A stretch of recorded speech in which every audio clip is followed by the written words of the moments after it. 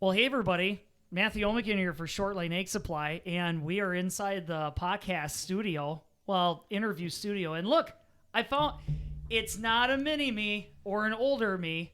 It's actually Wade Oehmichen, middle brother, right in between. Right in between. I'm probably the closest genetically related person, though, on Earth to you, though. You realize To that? me? Yes. Yeah. Craig looks nothing like us.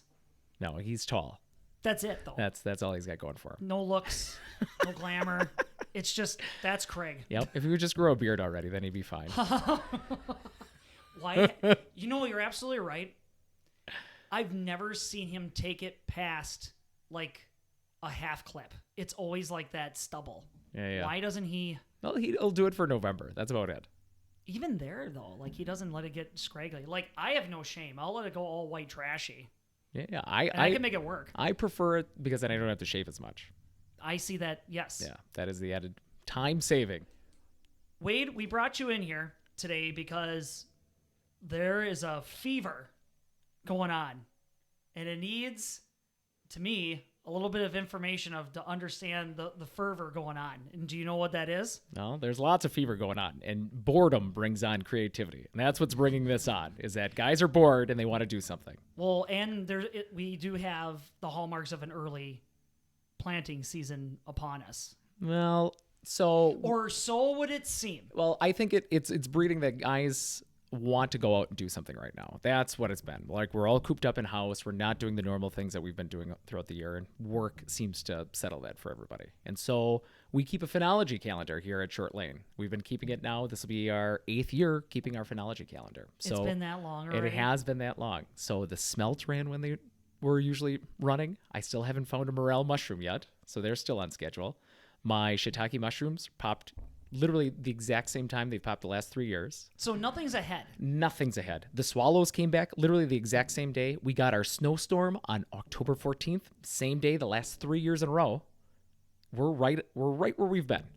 Ever since you started printing out this witch calendar. It's not a witch calendar. You could find a well or you could find water with witching sticks. This phenology calendar would help you do those kind of options. Okay, so now going back to this, what I meant by fever is that we're getting a lot of questions right now on, can I plant beans early?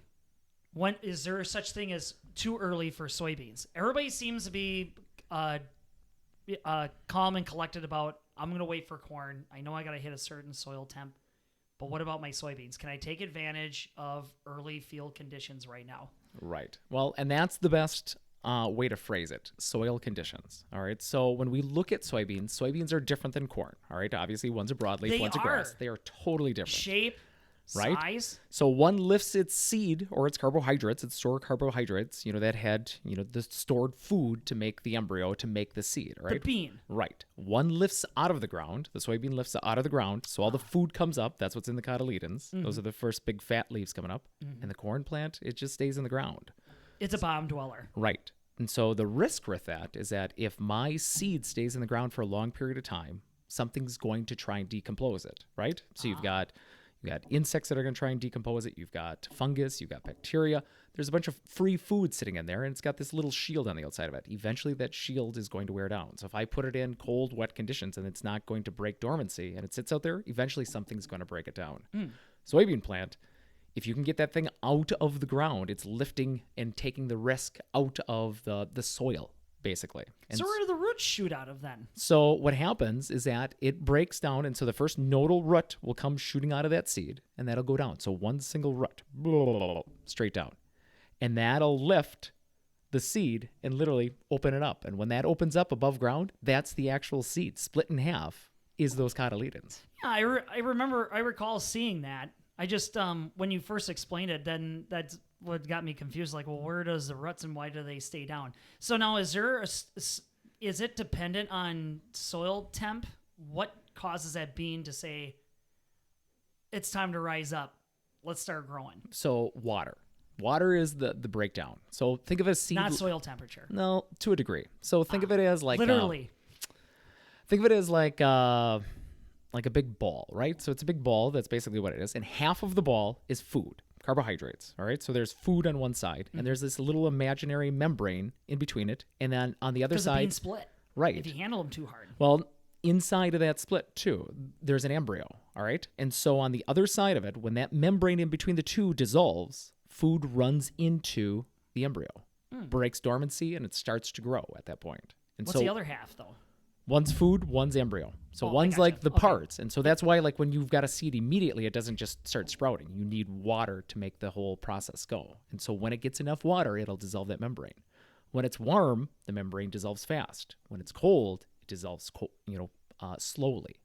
And so when you've got different size seeds, when you've got, like, you hear people talk about cold germination or cold tolerance to some seeds, it's just how fast or how thick that membrane is on that seed. And so how fast that breaks down, that depends on how big the hole is, basically. So how much food can flow into the embryo side. And so if you got good cold tolerance off of it, so the food flows relatively quickly to the embryo. Cold tolerance? Cold tolerance. Is that going to be like in a product guide someday? Well, that's now that you mention it. No. So you've got on your seed bag, you've got a regular germination percentage, 94, 95, 99%, on some seeds, right? It's listed right onto it's it. 90. And which is fine. So the industry standard for cold germination is 80%, but you'll never find it on a bag. It is not directed to, or it's not mandated that the seed companies disclose that. But there will be different cold germination percentages for different beans. Sometimes it dictates by maturity. Sometimes it dictates by size of the bean. And some varieties will have just different tolerances off of it. That's crazy. So what some guys will do is that if they really want to push the envelope, we've got a number of growers that we're working with trying to break the state record. And I think it's somewhere around 148 bushels. The longer your bean is above ground, the longer it grows, the bigger it gets. And so a normal soybean plant, the ones, especially like around here, you're looking at 20 to 22 nodes in the plant. Every one of those nodes is going to have the opportunity to have a flower and a pod, right? Multiple pods. A good soybean plant is 20 to 22. A great soybean plant is 30. It takes time above ground to make that happen. It just doesn't add extra nodes, because once that plant starts growing past, let's say, V5 or the fifth node off of it, it's about every 3 days you're going to put another node on that plant. So in prime sunlight conditions. Nice warm weather off of it sometime in June. Every 3 days you're going to be putting out another node. All right. So when it's cool and wet, it might be every 5 days, but you've only got a finite amount of time and heat throughout the entire year. So if you sounds like Wisconsin in a well, nutshell. that's just what it is. And that we're so far north, the longer we can be above ground, the bigger your soybean plant gets. And so if you think back, like I think it was 4 or 5 years ago, our September saved our entire crop of both our soybeans and our corn crops. Because it heated up? Because that was the only time we got 90-degree weather. That was our heat came in September. If we wouldn't have got that September heat that year. Oh, I do recall that, because everybody was...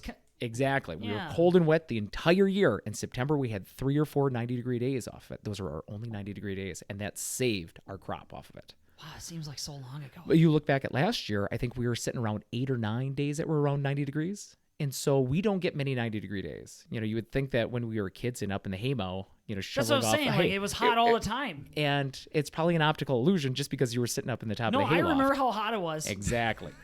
You don't get those every single year. And so if you get a really nice hot year off of it, your soybeans are going to do fantastic. If you get a really hot evening off of it, your corn hates it, but your beans love it.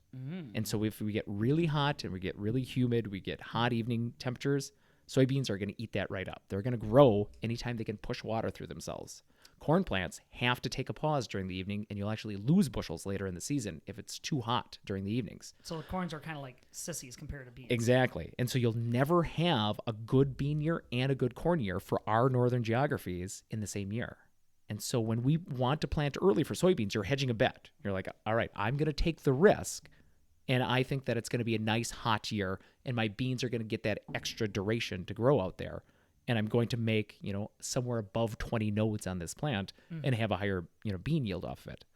But there's lots of guys who are, you're just fine with a 40, 50 bushel yield on your soybeans. And this is probably why our northern geographies, like Wisconsin, I think we grow 8% of the nation's soybeans. 8.25. Yeah. So it's hardly anything. We grow the most silage, in the U.S. and I think in the world in Wisconsin. We're number one in the world. We also grow the most sweet corn. All right, so we grow corn really, really well. All right, so corn comes a little bit later, warm soils, we're hot and humid. Usually we get cool evening nights. Corn does really well in our geography. We're still nowhere close to what Georgia and Kansas, on irrigated ground where they get all those nice hot days where they're, pushing state records. I don't know what Wisconsin state record is, but, we've got guys that we work with that are somewhere, 310 to 330. Like those are good years for us, for, pushing it. For soybeans, we've topped, we hit 100 bushel last year on a few fields off of it, but it's hard to do 100 bushel soybeans in Wisconsin. So you're surmising that if people wanted to plant something early, soybeans offer a little bit more of advantage because you're extending that growth period. Now, with that being said, let's say those beans are a couple inches tall. And then we get these surprising frosty nights. Yep. Hard frost comes in, and those plants are out of the ground. Does that torch them? Or Well, no. So think of it as think of your alfalfa. Your alfalfa broke dormancy almost a month and a half ago, and it's been growing, and it's gone through probably 5 freezes. So it just freezes the little ends of those. Soybeans would be similar to that? Well, it's a legume, yep. So they've got their food sources above ground. Once, the first trifoliate. So the first one coming up is the cotyledons. The next one's a unifoliate, so it's only got a single leaf off of it. And it's just basically to store some food in that plant to get ready to make some pods. So usually on that first unifoliate, you don't have any flowers off it. You don't get any pods there. The third node up is where you would actually have some, boom or bust to it. Like it's going to have a node, it's going to have pods, it would have the opportunity to put some flowers on it. Is everybody writing these definition words down? Just start jotting them down. You can look them up later. But this plant, when it pops out of the ground, it's like, I'm above ground, puts up the cotyledons. They're very inefficient at taking in sunlight. The food is still being sucked out of them, all right? So they're kind of green. They could be kind of yellow. They don't have a whole lot of surface area. They're not meant for photosynthesis. Like they'll take some in, but it's just more of a bonus. The first unifoliate comes up. That leaf comes up. It's a lot bigger than our unifoliate, so it's probably one of the biggest leaves, single leaves on the plant, but that leaf falls off as well. So you're going to have 2 dead nodes on this plant, and they're not going to matter at all. The money one is always going to be the trifoliates on these plants. Oh, so you're saying is so when they're at that stage, They're and then fine. it gets hit by frost, the growth point is still under. No. The growth point is above ground. If you would have came up and let's say because of the thing, but Right. you're saying is that those leaves are going to fall off anyway. they're going to fall off anyway. So as long as that plant's got enough food and it's got at least one of the cotyledons on it, the plant's still alive. And so you could absolutely freeze these off, but it would take a heck of a frost to do it. Like these plants are way more robust than we give them credit for. Like this plant has less risk planting earlier than corn does because it's lifting it out of the ground. There's going to be less predation on it. And so when we see a soybean plant coming up and you got, your cotyledon, you got your unifoliate, and you got your trifoliate, once it hits that first trifoliate, there's something inside that plant that's changing. It's just kind of taking a rest. So I hear it all the time is that, my plants they're stunted or else they're not growing. They're just taking a pause. Once we get to that first trifoliate, it's going to sit there for about 4 or 5 days, sometimes up to 7 days before it even tries to push up the next node coming up.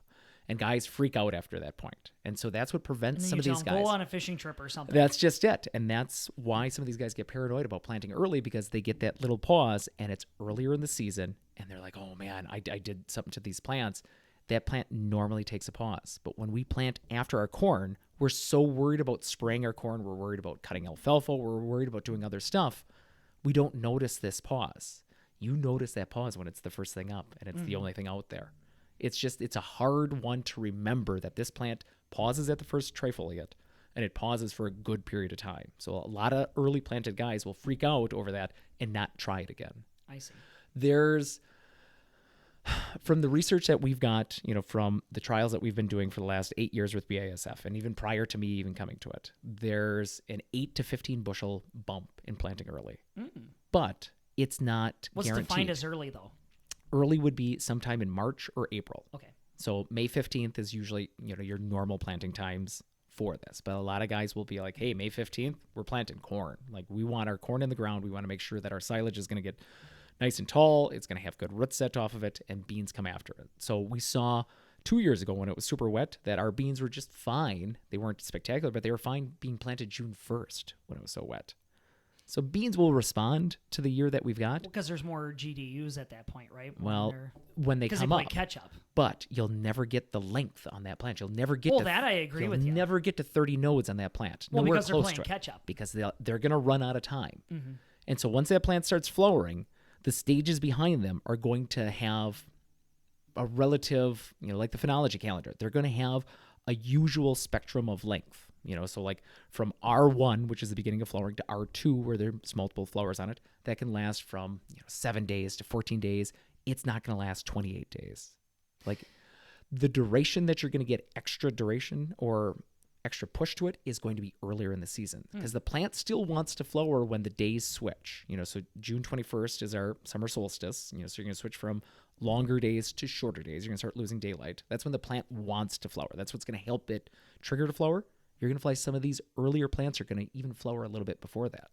But it's not the same ratio. Like I plant 3 weeks before May 15th, and my May 15th ones flowered on June 25th. A couple days after, maybe it was sunny or cloudy or whatever. They're not going to be 3 weeks early flowering. They might be a week early, but they're not 3 weeks. That extra duration is going to give you extra height, extra nodes, extra pods, extra chance of success. So soybeans are kind of like, these are like the couch potato guy that can go walk outside with just a t-shirt on and it's like a blizzard and everything. This is what I'm picturing because like it kind of just takes its time. Like, don't worry, I'll get to the mailbox. And just like I said, pause and everything. I like thinking of it as like the old Jack and the Beanstalk idea. All right. So how long that grows is how tall it gets. Those are the ladders. Each one of those nodes are a ladder. Trade my cow in for magic beans. Exactly. So if you can plant a good cold germ soybean off of it, you can get a taller beanstalk.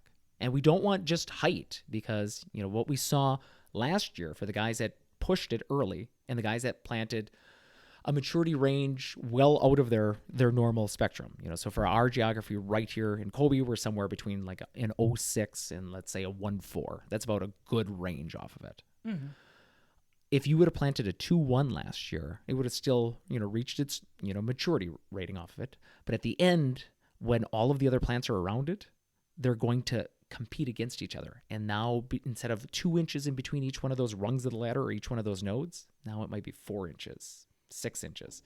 It's wasted space. Well, a lot of that could be dictated by population too, right? You don't To a want to degree. pack them too tight together. Well, in rows, and now with better singulation into the individual rows on some of these soybean planters, that's helping as well because you're going to get some doubles, some triples, some good spaces, bad spaces in between even an individual row. If you're planting, let's say, even as far down as like 60 or 80,000 population, or 100,000, or 140 or 160. Spacing them out evenly is going to make that field grow evenly. And so we waste so much space on our top end of our soybeans. But the best part of our soybeans here is that from number 6, our 6th node, to our 13th node, that's where 60% of your yield comes from. Interesting. And the reason is because each one of those individual trifoliates connects to that branch, right? Or either to the main stem or to a side branch. Because that junction is where the pods are. Mm-hmm. If that leaf is gone, there's no more pull to that. All right. So that's what's pulling the nutrients to those pods, filling those up. If we lose those leaves, those pods are done. Like they're not going to keep filling. It's going to go to the next pod. From number 6 to number 13, those are the oldest leaves that don't get covered up with foliage above them. So if you get covered up, let's say you're on number 3 and number 4 and number 5, there's going to be foliage above you that just basically covers you up and you're not going to be able to take in as much photosynthesis. The plant's going to try to abort those leaves because it's not taking in photosynthesis, and those pods are going to stop right where they're at once they lose those leaves or once they're not taking in as the amount of sunlight that the other ones are. Mm-hmm. But from 6 to 13, those are the most protected ones that we need. The money beans. Exactly. The earlier we can get those out, the more sunlight they're going to get, the bigger those pods are going to get. So instead of having 1s and 2s, you might have 4s and 5s there, and you might have bigger beans in those pods.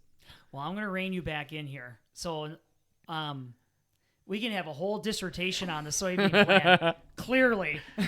So let's wrap this up. Let's do some executive points.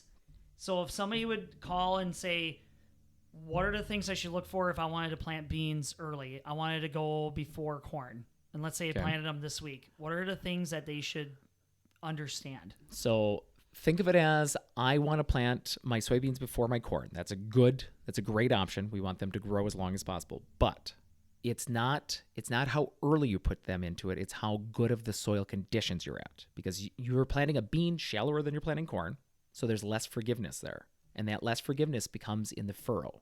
All right, so if I've got nice dry dirt, I'd obviously want to plant right where the moisture is at, right above it.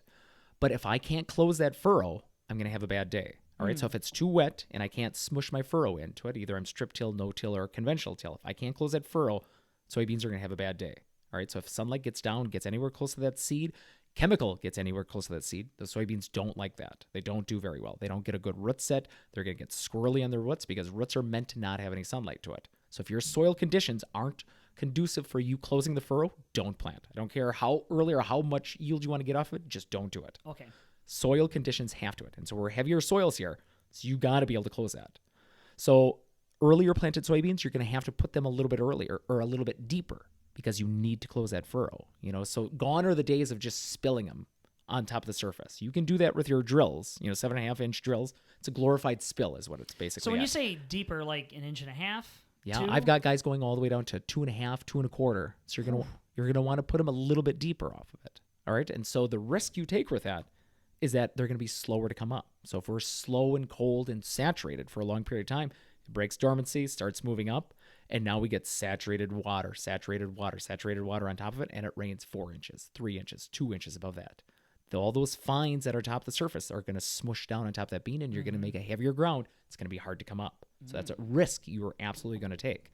But you have to close that furrow. You can't put them on top because there's too much potential damage either from your herbicide you got to put out there or from that sunlight touching those seeds when they're little. So there's absolute risk to it. So soil conditions are absolutely number one. Okay.